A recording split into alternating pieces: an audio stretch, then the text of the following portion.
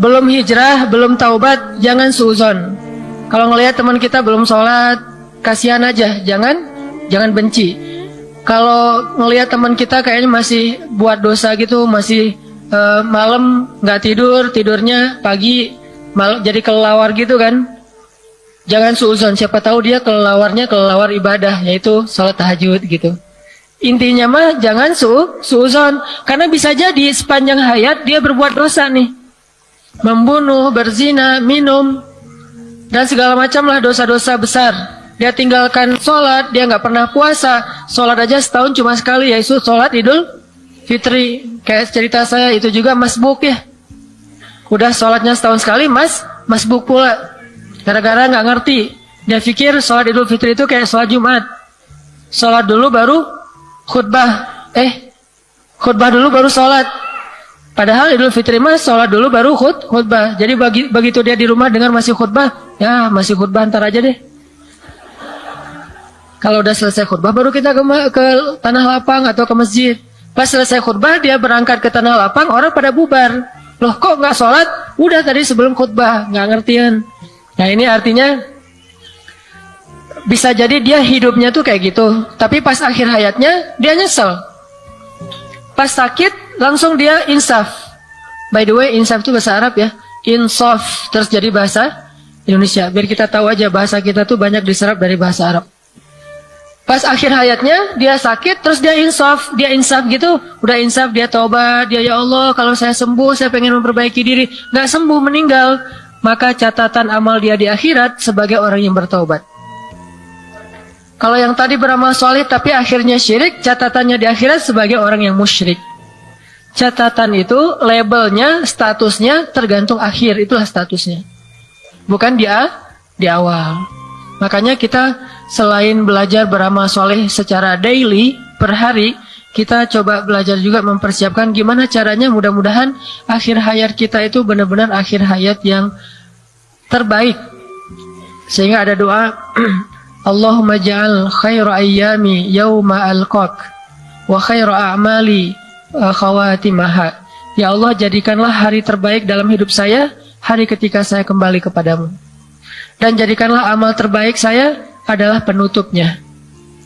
Kalau amal terbaiknya adalah penutupnya, maka yang kurang-kurang di awal akan Allah maafkan. Tapi kalau yang terburuk justru penutupnya, yang lebih-lebih di awal justru Allah gugurkan. Jadi penutup ini sangat-sangat penting bagi nasib kita nanti di akhirat. Nah, untuk lebih jelasnya coba kita tadabbur dulu firman Allah Subhanahu wa taala di dalam surat Al-Qiyamah. Surat Al-Qiyamah.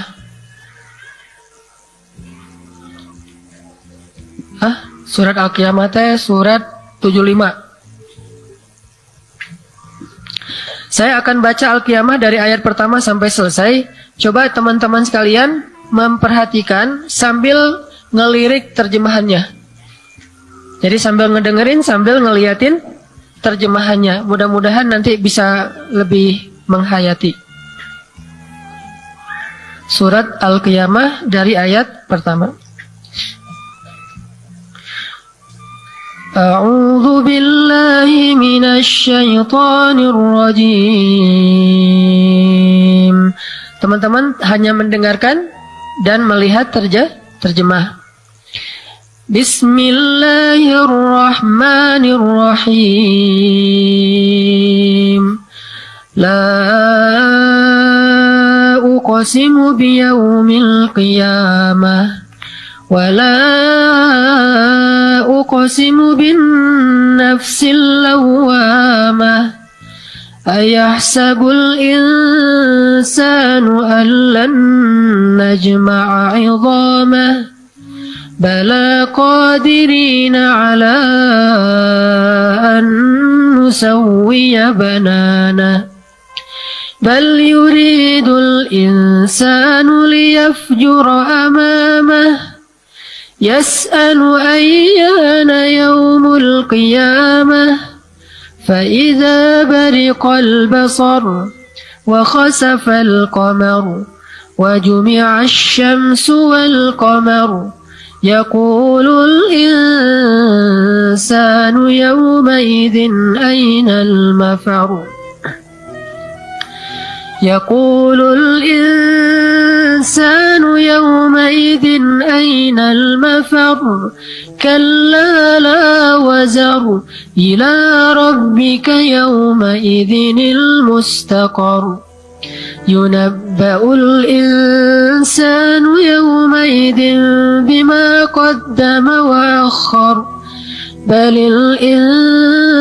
الإنسان على نفسه بصيرة ولو ألقى معاذيره لا تحرك به لسانك لتعجل به إن علينا جمعه وقرآنه فإذا قرأناه فاتبع قرآنه ثم إن علينا بيانه كلا بل تحبون العاجلة وتذرون الآخرة وجوه يومئذ ناظرة إلى ربها ناظرة ووجوه يومئذ باسرة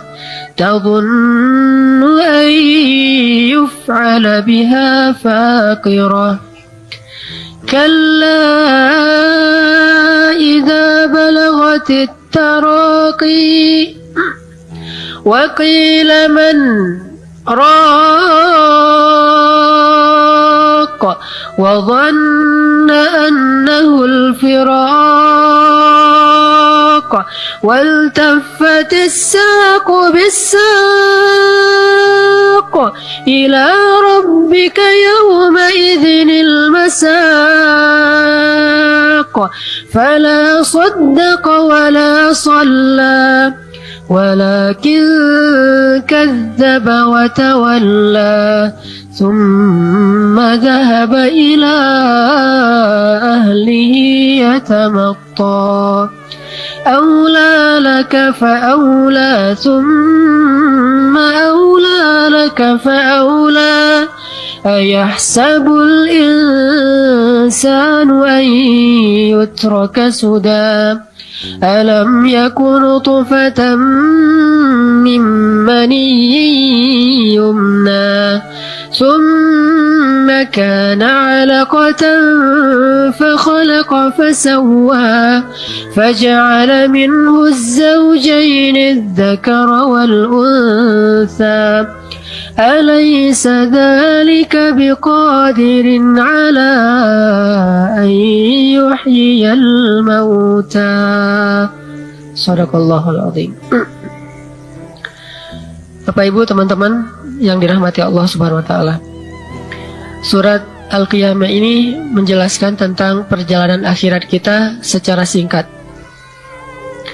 Salah satu adegan yang paling luar biasa adalah adegan yang disebutin di ayat 26. Kalla idza balaghatit taraqi wa qila man raq wa dhanna annahu al-firaq wal taffatis saqu bis-saq ila rabbika yawma idzinil masaq. Apa artinya? Sungguh apabila nafas seseorang telah menyesak sampai ke kerongkongan. Nah, ini adalah adegan-adegan yang menentukan nasib kita nanti di akhirat. Coba nanti teman-teman sekalian baca khusus ayat 26 sampai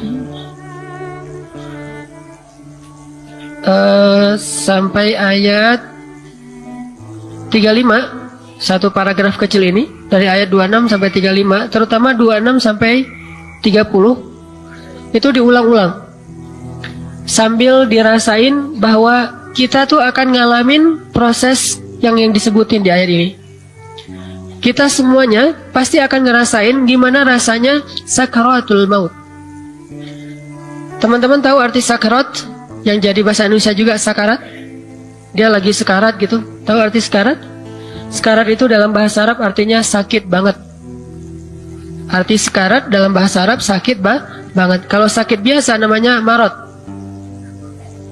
Kalau sakit yang masih bisa diobatin namanya marad. Atau namanya il. Terus jadi bahasa Inggris ill. Terus ditambah jadi ilfil. Itu bahasa Arab yang diinggriskan. Terus jadi di Indonesia kan versi kekinian ilfil. Kalau yang sakitnya biasa banget kayak cuma sekedar kegores dikit, kecubit, itu il. Kalau sakitnya agak parah harus dirawat, namanya marad. Kalau sakitnya nggak ada obat namanya sakarat. Kalau udah nggak ada obat namanya sakarat. Karena sakaratul maut itu nggak ada obatnya. Mau dia keliling dunia, dia berobat di tempat yang paling mahal dengan hartanya pun nggak bisa sembuh kalau udah sakarat. Malah ada orang yang justru karena dia punya uang, dia berobat dengan teknologi canggih, sakaratnya lebih lama. Ada orang yang karena nggak punya duit, akhirnya dia nggak bisa pakai alat-alat canggih, sakaratnya lebih cepat. Tapi kita nggak tahu ya, yang mana yang sakarat, mana yang marad. Kita hanya berikhtiar aja. Jangan sampai ketika ada yang sakit, udah lepas saja lah alat-alatnya, itu mah sakarat. Belum tentu kan? Bisa jadi pas dia seminggu pakai alat itu, setelah itu sembuh. Jadi sadar lagi, terus jadi sehat lagi. Tapi bisa juga seminggu, sebulan, bahkan ada yang setahun, itu sakarat terus. Terus gimana dong? Kita nggak perlu cari tahu. Kita hanya berlindung kepada Allah dari sakarat yang sulit. Karena Allah lah yang mentakdirkan dia pakai alat atau enggak. Bisa jadi dia orang kaya, tapi pas dia sakit, ada aja cara Allah untuk buat dia nggak usah pakai alat. Akhirnya dia meninggal dalam hitungan jam. Udah aja sakaratnya nggak lama. Bisa jadi dia orang miskin, tapi pas sakaratnya lama. Kenapa? Alatnya dari mana? Ada yang kasihan, akhirnya dibayarin biaya obat sakit segala macam, malah bisa setahun dia pakai alat kayak gituan.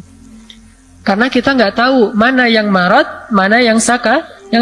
Kita hanya ikhtiar yang terbaik. Kayak misalnya ada orang tua kita sakit, kata dokter, ini kalau diangkat nih, dicabut nih alatnya, kayaknya udah selesai. Nah, tergantung keluarga mau dicabut atau mau dibiarin. Kita kan pengennya yang terbaik ya. Ya udah nggak apa-apa, selama masih mampu mah pakai aja terus alatnya. Nah, kita nggak tahu itu marad yang kelak nanti akan sembuh atau itu sakarat. Kalaupun itu sakarat, setelah sebulan dia pakai alat kemudian meninggal juga, kita husnuzon. Karena kalau kita ngelihat seorang muslim sakaratul mautnya susah, apa husnuzonnya? Mudah-mudahan itu kesusahannya yang terakhir, setelah itu jadi mudah. Kalau kita ngelihat seorang muslim sakaratul mautnya mudah, kita husnuzonnya mudah-mudahan itu kemudahan yang awal, setelah itu semakin mudah. Jadi nggak ada celah buat kita suuzon sama saudara kita. Jangan sampai ada saudara muslim yang lagi sakaratul maut itu kayak berat banget gitu, sampai wajahnya kayak matanya melotot. Kan ada yang meninggal sampai nggak bisa nutup mata gitu ya. Nah, di situ ada amanah dari Allah kepada yang melihat untuk menjaga rahasia. Nggak boleh kita ngomongin bahkan kepada pasangan kita. Pak, tahu nggak Pak? Tadi kan Mama ngelihat tetangga yang meninggal. Itu Mama ikut mentalkinkan. Dan Masya Allah Pak, dia pas meninggalnya nggak bisa nutup mata. Itu kenapa ya Pak? Nggak boleh cerita itu. Karena siapa yang membuka aib saudaranya, nanti Allah buka aib dia di akhirat. Masa kita mau kayak gitu nanti pas akhir hayat kita kebuka juga aibnya oleh orang lain? Kan kita nggak mau banget. Makanya kalau kita ngelihat ada orang meninggal, ada adegan yang agak-agak nggak biasa, tutupi aib dia dengan husnuzon. Kalaupun adegan itu kayaknya nggak pantas banget, kayak aib banget, kita husnuzonnya mudah-mudahan itu aib terakhir, kesusahan terakhir, derita terakhir yang dia alamin sebagai kifarat dosa. Setelah itu dia jadi mudah di akhirat. Jadi orang yang kita omongin sekarang mungkin di kuburnya udah dapat nikmat surga. Ngapain lagi kita masih ngomongin dia? Padahal dia sudah diridhoi Allah. Makanya jangan pernah suuzon kepada orang yang sedang sakaratul maut. Gimana pun beratnya sakaratul maut. Walaupun manusiawi mah, kadang-kadang kita sebel sama orang nih. Ada orang misalnya tetangga sering ganggu tetangga lain gitu. Malakin, terus buang sampah di pekarangan kita. Pokoknya sering banget ngeselin tetangga. Pas dia meninggal, kelihatan sakaratnya susah. Tetangga pada kayak bersyukur gitu kan. Tuh rasain. Makanya jadi orang tuh jangan macam-macam sama tetangga. Terus diceritain ke tetangga yang lain. Tuh kan Bu, bener ya. Orang kalau nggak baik sama tetangga tuh akhir hayatnya kayak gitu. Nggak boleh kita cerita yang buruk tentang orang yang sudah wafat. Karena kita nggak tahu persis nasib dia di akhirat kayak gimana. Kita hanya bisa mengambil pelajaran, tapi aib nggak boleh dibuka. Pelajarannya apa? Ya, semua kita pasti akan wafat. Gimana pun kita baik, meninggal. Jahat, meninggal. Sama aja. Orang baik meninggal, orang jahat meninggal. Kalau gitu mending orang baik aja. Kalau sama-sama meninggal. Nggak ada gara-gara dia jahat, gara-gara dia banyak pengikut, gara-gara dia orang yang berkuasa, terus nggak meninggal-meninggal. Nggak. Fir'aun kurang berkuasa apa di muka bumi? Kalau Allah menyebutkan raja di muka bumi paling hebat itu cuma ada 3, Bu. 1 mukmin, 4. 2 mukmin, 2 kafir. 4 raja terhebat di muka bumi. 1 Sulaiman, 2 Dzulqarnain, 3 Fir'aun, 4 Namrud. Cuma 4 raja itu yang paling hebat di muka bumi. Yang lain, mau Romawi, Persia, segala macam, nggak ada yang sedahsyat 4 orang ini. Dalam sejarah Islam banyak raja-raja hebat, nggak ada yang sedahsyat Sulaiman dan Dzulqarnain secara kekuasaan. Tapi kalau secara kesolihan, Allah lebih tahu. Begitu juga raja-raja yang zalim, Persia, Romawi di masa dulu yang membunuh banyak orang, nggak ada yang lebih zalim daripada Namrud dan Fir'aun. Toh 4 raja ini semuanya wafat. Yang paling baik wafat, yang paling jahat juga wafat. Sehingga kita ambil pelajarannya aja dari adegan sakaratul maut. Nah, coba baca ayat yang tadi, ayat 26 sampai 30. Nanti di rumah masing-masing pas tahajud terutama. Kan kalau tahajud mah boleh buka mushaf kan ya? Kalau saya suka pakai mushaf yang di handphone misalnya, kalau di Quran kan agak-agak rempong gitu kan, kalau di lembaran kan, kalau di handphone tinggal gini doang. Terus bisa dapat 15 juz gitu ya. 15 malam maksudnya, 1 malam 1 juz. Kita baca. Nah, coba nanti pas tahajud sesekali kalau nggak hafal surat Al-Qiyamah, buka handphone. Tapi ini hanya untuk sholat sunnah. Kalau sholat wajib, sebagian besar ulama melarang. Kalau sholat sunnah, ulama membolehkan. Kita handphonenya dipegang, Allahu Akbar. Selesai Al-Fatihah kan nggak perlu pakai handphone kan? Masa Alhamdulillah. Terlalu manja ya, Al-Fatihah pakai handphone. Udah selesai Al-Fatihah terus dibuka, baca Al-Qiyamah. Sebelum baca Al-Qiyamah, sebelum sholat, jadi coba briefing diri kita dulu dengan baca terjemahan Al-Qiyamah. Lihat dan kayak tandain gitu ayat-ayat yang berkesan. Walaupun mudah-mudahan semua ayat berkesan, tapi ada kayak ayat misalnya di ayat 10. Yaqulul insan yauma idzin ainal mafar. Pada hari itu manusia bertanya, mau lari kemana? Kiamat kan ada 2 kan? Ada kiamat besar, yaitu kiamat bagi semua makhluk. Ada kiamat kecil, kiamat individu, kiamat personal, hanya beberapa orang yang ngalamin. Nah, ketika kita ngalamin kiamat kecil, kematian, kita bertanya, ainal mafar, mau lari kemana coba dari kematian? Gak ada orang yang bisa lari dari kematian. Pernah dengar ada nabi yang mencoba menghindar dari kematian? Bukan lari ya, menghindar dari kematian. Nabi siapa? Nabi Idris. Nabi Idris menghindar dari kematian. Jadi pas malaikat maut lagi kayak ketemuan gitu sama Idris. Kalau kita mah kayak lagi apa? Janjian yuk ketemu di mana gitu. Ketemu sama malaikat. Jadi janjiannya para nabi itu sama malaikat. Kita hari ini nongkrong di mana? Sama malaikat. Nah, kita mah sama manusia. Mereka janjiannya sama malaikat. Ketemu sama malaikat maut. Terus Idris request gitu sama malaikat maut. Malaikat, boleh minta sesuatu nggak? Apaan? Boleh nggak ya minta tolong kepada Allah supaya Allah memanjangkan usia saya. Saya nggak mau meninggal dulu nih. Saya pengen berdakwah lebih banyak. Soalnya Nabi Idris paham masih ada beberapa negeri yang pengen didakwahin oleh Nabi Idris. Beliau kan orang yang sangat semangat berdakwah nih. Ngerasa masih ada beberapa tempat yang pengen didatengin. Sedangkan kematian sudah dekat. Makanya Nabi Idris minta ke malaikat, minta dong ke Allah. Kan malaikat yang tahu ajal seseorang. Kalau udah datang waktu ajal saya, minta dong ke Allah supaya Allah memanjangkan usia saya.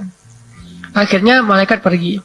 Pas waktunya ajal Nabi Idris, datang nih malaikat. Idris, udah waktunya nih. Kata Idris, lah kok cepat banget?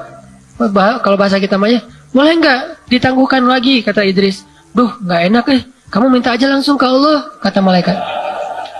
Malaikatnya nggak enak gitu sama Allah. Duh, saya nggak enak. Kamu aja sendiri langsung ke Allah deh, saya anterin gitu. Oh, bisa. Ya udah, yuk naik ke langit dunia, langit ketiga. Naik langit 1 ketemu dengan Adam, naik langit kedua ketemu dengan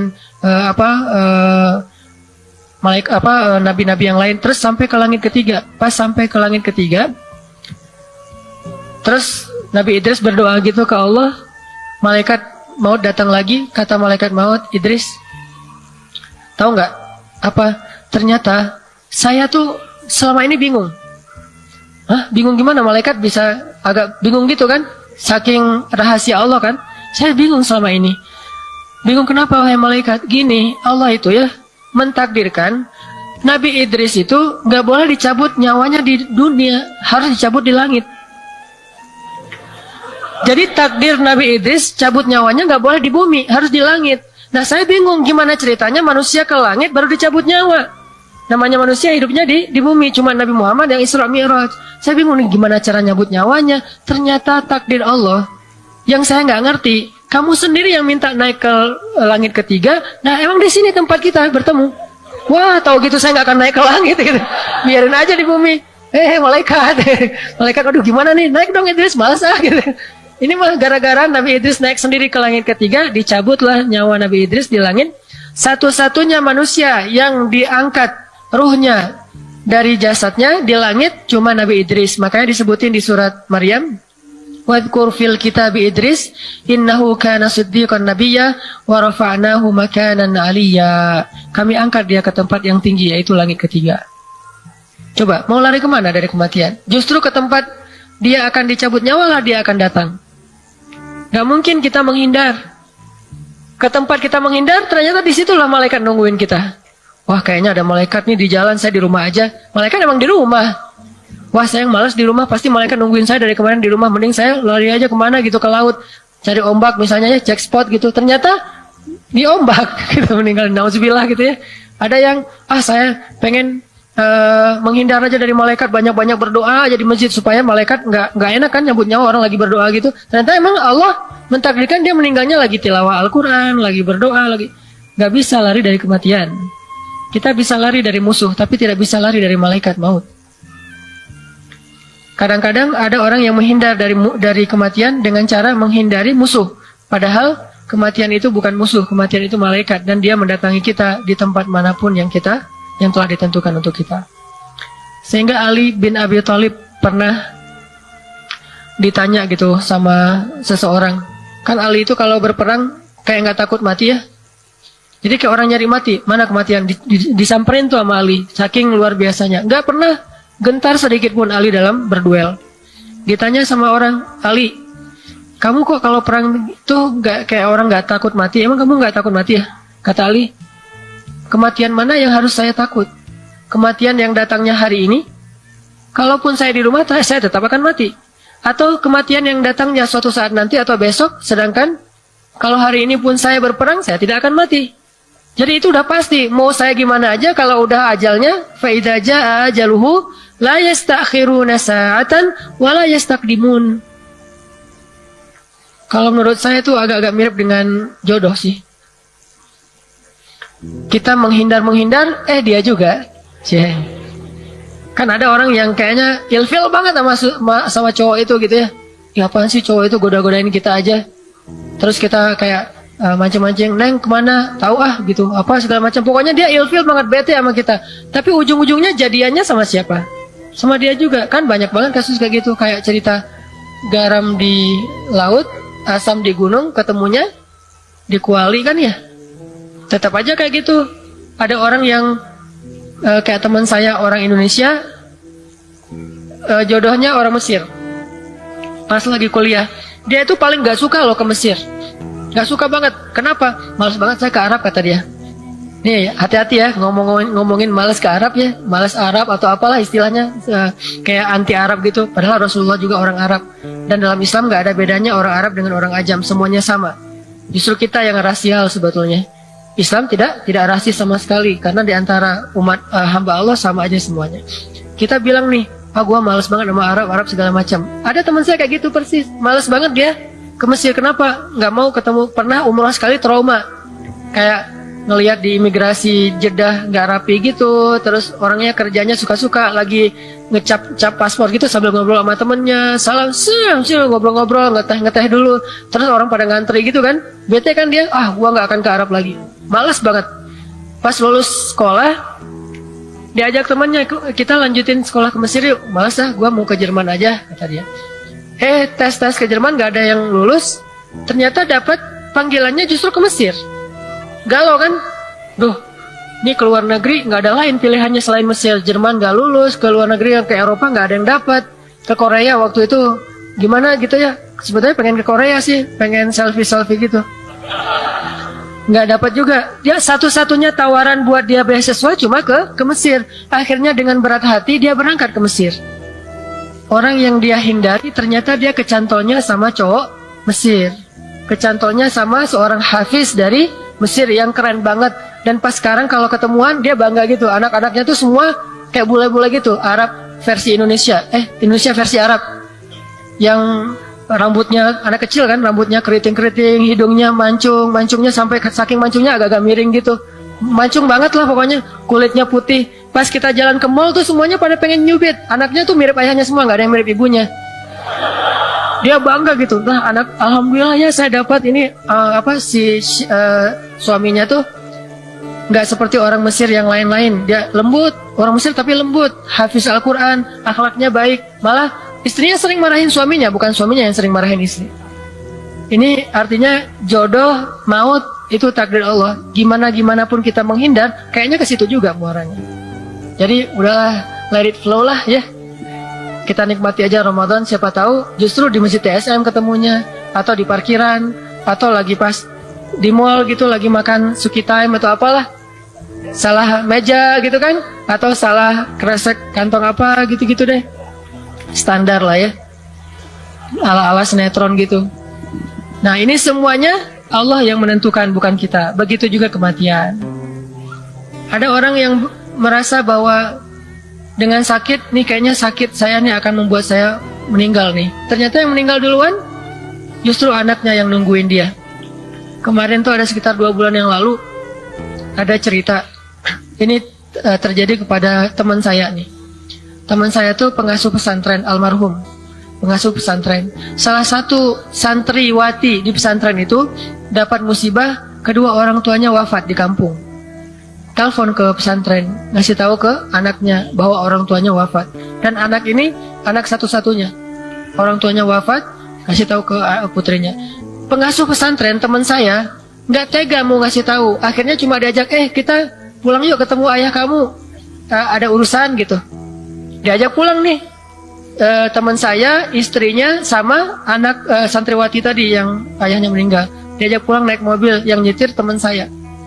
Jarak antara pesantren ke rumahnya sekitar 5 jam ke pelosok gitu. Di tengah jalan terjadi kecelakaan. Teman saya ini luka parah, istrinya juga luka-luka, dan anak tadi meninggal di tengah jalan dalam kecelakaan itu. Dia menyusul orang tuanya. Dia nggak tahu pas dia pulang, dia berpikir ayah ibunya masih ada. Dia cuma pengen ketemu ayahnya, dia seneng gitu. Aduh, bisa pulang nih, padahal belum liburan, pengen ketemu ayah dan ibu, padahal ayah ibunya udah meninggal. Ternyata takdir Allah, dia bertemu dengan ayah ibunya di akhirat. Ada yang punya tisu? Maaf ya, bukan baper, lagi flu. Baper sedikit. Nah itu kejadian nyata banget tuh. Coba lihat, orang yang nggak nyangka-nyangka seperti apa akhirnya, justru mengalami akhir yang luar biasa. Kita berharap akhir kita tuh kalau bisa ada kayak request gitu. Bisa nggak akhirnya di request? Kadang bisa teman-teman, kalau tingkat kesolihannya kita tuh udah luar biasa. Sampai kita mau meninggal kayak gimana bisa minta. Salah satu meninggal yang bisa diminta itu adalah meninggal dalam keadaan syahid. Kata Nabi, siapa yang meminta wafatnya dalam keadaan syahid di jalan Allah dengan kejujuran di hatinya, maka Allah pasti akan mengabulkan. Cuman kan agak-agak ngeri juga ya. Minta meninggalnya di tangan musuh. Wah, itu ngeri. Tapi kalau jujur dari hati, itu benar akan terjadi. Dan terjadi banyak tempat. Banyak banget, terutama kayak di Palestina. Dulu ada Syekh Ar-Rantisi namanya. Salah satu panglima Hamas. Beliau mengatakan semua orang akan mati. Ada yang matinya karena kena kanker. Ada yang matinya serangan jantung. Ada yang matinya ditembak dengan Apache. Dan saya memilih kalau boleh matinya ditembak Apache. Meninggalnya persis matinya dibombardir oleh senjata helikopter Apache-nya Israel. Dia bisa request kematiannya. Syekh Ahmad Yasin.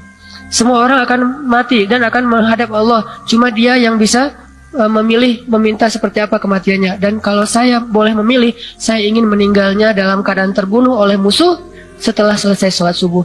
Persis wafatnya Syekh Ahmad Yasin, habis sholat subuh berjamaah di masjid, keluar dari masjid baru di teras, ditembak oleh rudal Israel dan meninggal. Sampai kursi roda beliau, tubuh beliau hancur. Persis seperti yang diminta. Cuman meminta kematian yang kayak gini kan gak sembarangan orang bisa ya. Nah kita kayaknya, ya Allah yang nyaman-nyaman aja lah. Yang penting husnul khotimah gitu mah. Jangan sampai hancur lebur kayak gitu. Tapi kalau para pahlawan kita dulu, Sudirman dan para pahlawan-pahlawan kemerdekaan kita dulu, pasti mereka yang dicari itu justru. Sampai kayak di Aceh itu istilahnya, kalau di Aceh kan perang melawan penjajah namanya perang sabi. Perang sabilillah yang sekarang berubah menjadi jomblo. Sabilillah juga, sama-sama sabilah. Kalau dulu perang sabi, sekarang jomblo sabi. Gak ada hubungannya sih. Nah kalau kita pengen meninggalnya request, salah satunya meninggal dalam keadaan syahid. Kalaupun meninggalnya di atas tempat tidur, insya Allah tetap dapat pahala syahid, asal jujur dari hati. Abu Bakar itu kurang soleh apa? Pengen banget meninggalnya syahid, tapi qadarullah meninggalnya di atas tempat tidur. Apalagi Rasulullah. Nah yang lebih parah lagi Khalid tuh, yang hampir setengah dari hidupnya itu ada di medan perang, tapi meninggalnya di atas tempat tidur. Sampai Khalid ketika sakaratul maut, sakit keras, dia kayak ngeluh gitu ke teman-temannya. Teman-temannya ini kan panglima militer semua, jadi jenderal-jenderal bintang 4 pada ngumpul, pengen mengantarkan jenderal bintang 5 ke peristirahatan terakhir. Khalid lagi sakit keras. Kata Khalid, duh kenapa saya jadi gini ya? Kok saya yang hidupnya banyak di dalam peperangan, tapi meninggalnya di atas tempat tidur? Saya nggak rela banget, kata Khalid. Masa saya yang dikenal sebagai jenderal yang gagah, meninggalnya seperti seekor onta tua yang sudah tidak berdaya, kata Khalid. Apa kata teman-temannya? Ya Khalid, engkau itu adalah pedang Allah, dan Allah nggak rela pedangnya dipatahkan oleh musuh. Makanya meninggalnya tidak dalam keadaan dipatahkan. Baru Khalid terhibur. Oh gitu. Kalau kita masih sempat-sempatnya kegeeran kalau kita mah. Kita kan kalau mau meninggal juga masih GR. Kalau para solihin enggak. Engkau adalah pedang Allah, dan Allah nggak rela kalau pedangnya dipatahin sama musuh. Akhirnya bantu saya berdiri, bantu saya berdiri. Saya nggak rela dicabut nyawa dalam keadaan terbaring. Kesatria banget lah pokoknya Khalid. Nggak rela dicabut nyawa dalam keadaan terbaring. Akhirnya minta dibantuin berdiri. Berdiri. Kemudian dia menghadap ke arah kiblat. Dia katakan, ya Allah, saya serahkan diri saya kepadamu. Saat itulah dicabut nyawanya dalam keadaan berdiri. Wafatnya seorang kesatria. Gak mau wafatnya tidur. Kalau kita baru sakit dikit, mana tempat tidur, tidur. Kalau Khalid gak mau tidur saya mah, itu sakit paling parah kan, sakarat yang gak ada obatnya, tapi dia gak rela dalam keadaan duduk, apalagi terbaring, pengennya dicabut nyawa dalam keadaan berdiri. Jadi siapa yang mau merasa dirinya lebih hebat daripada Khalid? Baru panas DB dikit, udah dirawatkan. Khalid enggak, dia pengen berdiri. Orang meninggal bisa milih, termasuk Ikrimah. Gimana pun jelek ayahnya Ikrimah, yaitu Abu Jahal, anaknya tuh luar biasa loh, kesatria paling keren, paling tangguh. Kalau kita baca sirah Nabi dan sahabat, kita akan takjub. Itu lebih daripada semua film-film Hollywood. Achilles, Hector, Hercules, siapa tuh? Gladiator gitu, Maximus, pokoknya siapa aja lah, termasuk yang di film-film kayak Lord of the Ring, film-film kolosal gitu. Itu semuanya fiksi, tapi dalam Islam aktor-aktor sehebat itu, superhero, itu ada semuanya. Dan lebih hebat daripada adegan-adegan Hollywood. Cuman karena kita belum ada Hollywood, nggak difilmkan. Makanya butuh sutradara-sutradara yang keren, orang-orang perfilman yang keren, yang mau berdakwah dengan keahliannya. Bagi saya dakwah itu bukan cuma ceramah, tapi segala potensi bisa dipakai. Ikrimah, gimana kematian Ikrimah? Kematian Ikrimah itu ketika kaum muslimin dalam satu peperangan, lalu kaum muslimin terdesak, tidak ada jalan untuk bisa menang kecuali ada yang berkorban, menembus barisan musuh dengan resiko dia akan terbunuh. Maka saat itu berdirilah Ikrimah anaknya Abu Jahal di atas sebuah batu besar. Dia katakan, wahai kaum muslimin, siapa yang mau berbaiat sumpah mati bersama saya. Artinya harus mati, nggak boleh hidup. Kalau hidup berarti dia berkhianat. Siapa yang mau berbaiat bersumpah akan mati bersama saya. Akhirnya terkumpullah 100 orang kesatria. Kalau di film 300 Spartan, ini 100 doang nih. Lebih sedikit dan lebih tangguh nih. Dan semuanya Spartan gitu, six pack gitu-gitu kan, keren-keren lah pokoknya. 100 penunggang kuda yang siap mati. Siapa yang mau berbaiat bareng saya untuk mati? Terbaiatlah 100 orang mati bersama Ikrimah. Khalid aja waktu itu mengatakan kepada Ikrimah, ya Ikrimah, saya nggak rela kalau terjadi sesuatu kepada kamu ya Ikrimah. Kamu sahabat saya dari kecil. Kata Ikrimah, ya Khalid, dulu ketika saya memusuhi Islam, membenci Allah dan Rasul, kamu nggak pernah ngalang-halangi saya. Sekarang ketika saya pengen membela Allah dan Rasul, kamu ingin menghalangi saya? Ma'azallah ya Khalid. Kenapa dulu kamu nggak menghalangi saya dari memusuhi Allah dan Rasul? Sekarang malah menghalangi saya dari membela Allah dan Rasul. Akhirnya Khalid nggak bisa ngomong. Ikrimah pun berangkat dengan 100 pasukan elitnya, menembus barisan musuh. Dari 101 orang yang berangkat, nggak ada satupun yang kembali dalam keadaan selamat. Semuanya syahid. Mereka memilih kematiannya. Makanya sama kayak Nabi Idris memilih kematiannya. Begitu juga dengan, atau mungkin gak syahid, memilih kematian yang indah itu seperti Utsman bin Affan. Tahu gimana Utsman wafat? Utsman wafat dalam keadaan sedang berpuasa sunnah, menjelang berbuka sedang tilawah. Sebaik-baik khatimah, husnul khatimah tuh kayak gitu. Dan malam sebelum Utsman berpuasa, nggak tahu nih saya lupa hari Kamis apa hari Senin, pokoknya malamnya Utsman mimpi. Dalam mimpi Utsman didatangi Rasulullah. Dan kata Nabi, siapa yang melihat aku dalam mimpi, dia seperti melihat aku dalam kenyataan. Berarti itu mimpi yang benar. Berdoalah suatu saat kita bisa ketemu Rasul walaupun di dalam mimpi. Minimal kita masuk sebagian dari golongan sahabat. Kalau melihat Nabi langsung kan jadi sahabat Nabi. Ini setengah sahabat. Malamnya Utsman mimpi ketemu Rasul. Rasul tanya kepada Utsman, Utsman, besok mau buka puasa di mana? Sama keluargamu atau sama kami? Kata Utsman, ya Rasul, saya rindu kepada Rasul dan Abu Bakar, Umar, sahabat-sahabat yang udah duluan meninggal. Boleh nggak kalau besok saya meninggalnya buka puasanya bareng dengan Rasul? Akhirnya Rasulullah tersenyum, kemudian mengusap dadanya Utsman, lalu selesai dari mimpi, makan sahur, puasa. Lagi menjelang berbuka, ngabuburit gitu. Utsman ngabuburitnya di rumah sambil tilawah Al-Quran. Musuh mengepung rumah Utsman, orang-orang munafik nih. Akhirnya mereka berhasil masuk dan menghujam ke tubuh Utsman, pedang mereka, sehingga Utsman pun terbunuh dalam keadaan darahnya muncrat di halaman Al-Quran yang sedang dia baca. Dan dia dalam keadaan menunggu waktu berbuka, nggak sempat berbuka. Artinya dia akan berbuka bersama Rasulullah SAW. Begitulah mereka memilih kematian. Kok bisa memilih kematian? Kan enak banget tuh. Kalau tadi kan ceritanya hidup sepanjang hidupnya itu beramal solih, meninggalnya su. Sepanjang hidupnya berbuat buruk, meninggalnya husnun. Kalau ini meninggalnya bisa pilih. Termasuk Rasulullah juga gitu. Rasulullah tuh meninggalnya milih loh.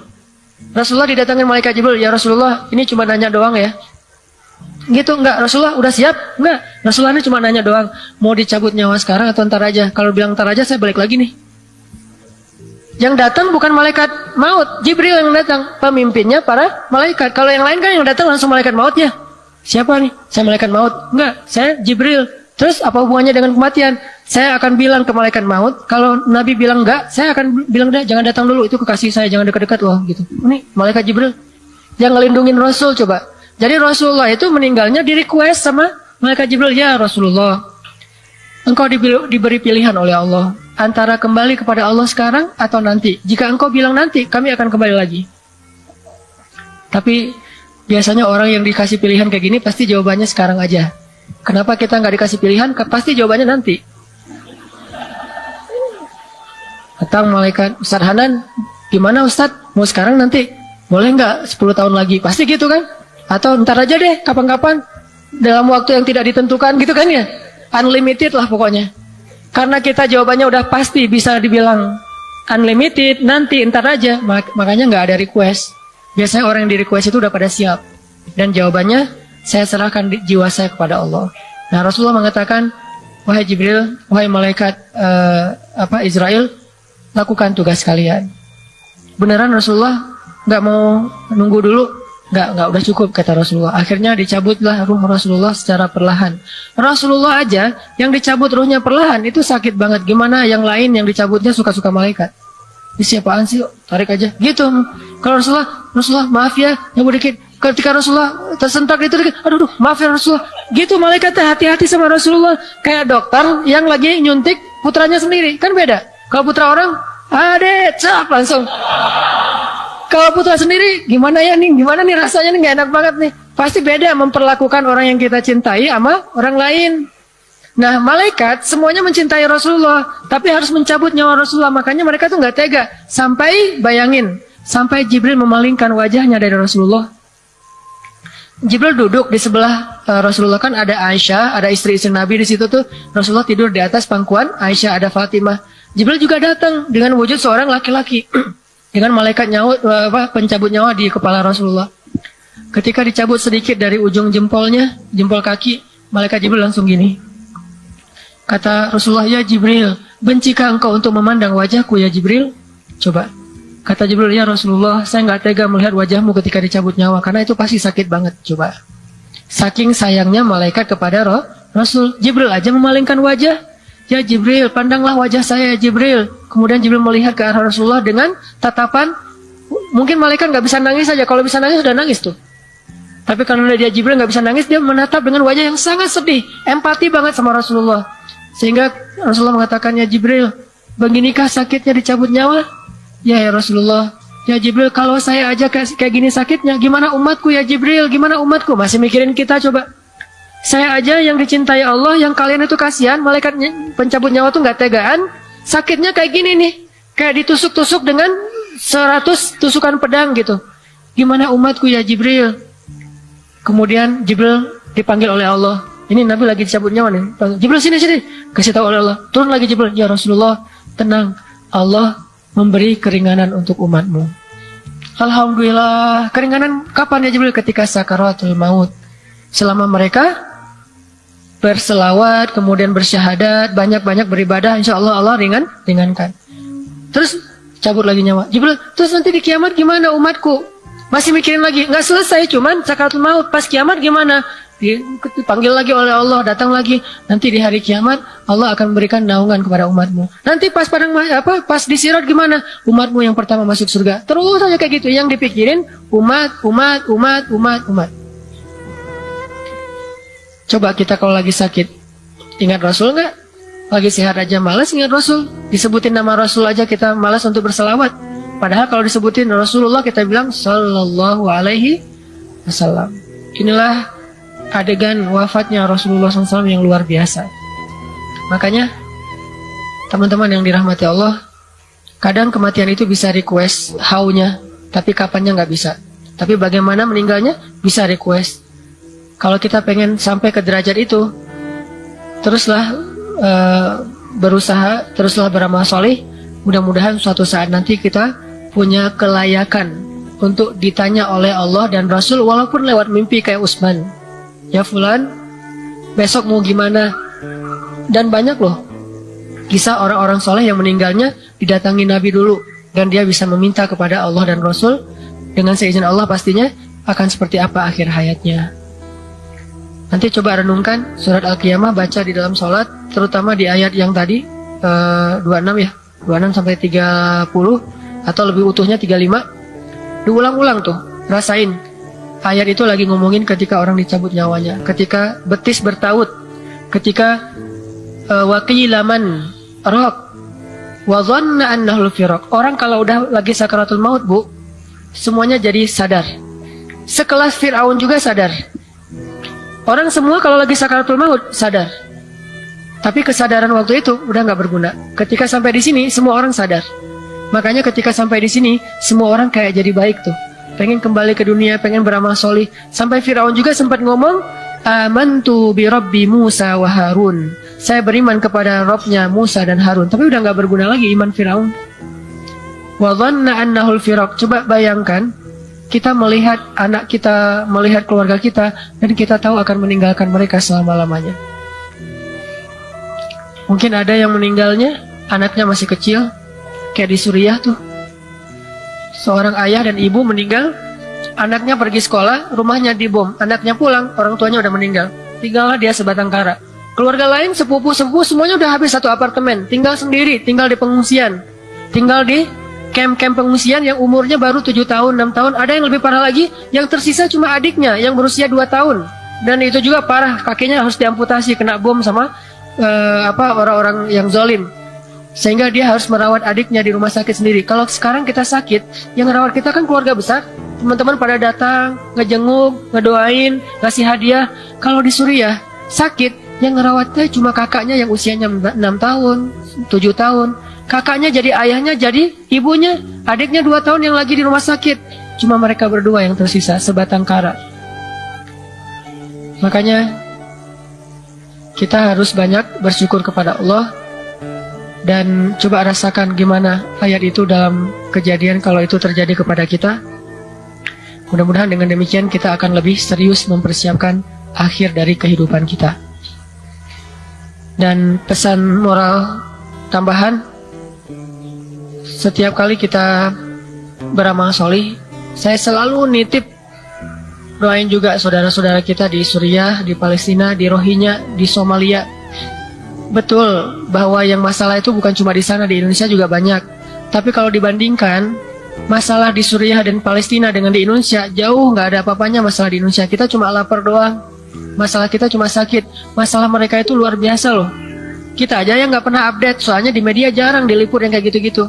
Ada sapi kecemplung ke dalam got, itu diliput semua media. Giliran yang meninggalnya ribuan, bahkan sekarang udah lebih dari 500.000, hampir 1 juta, nggak diliput.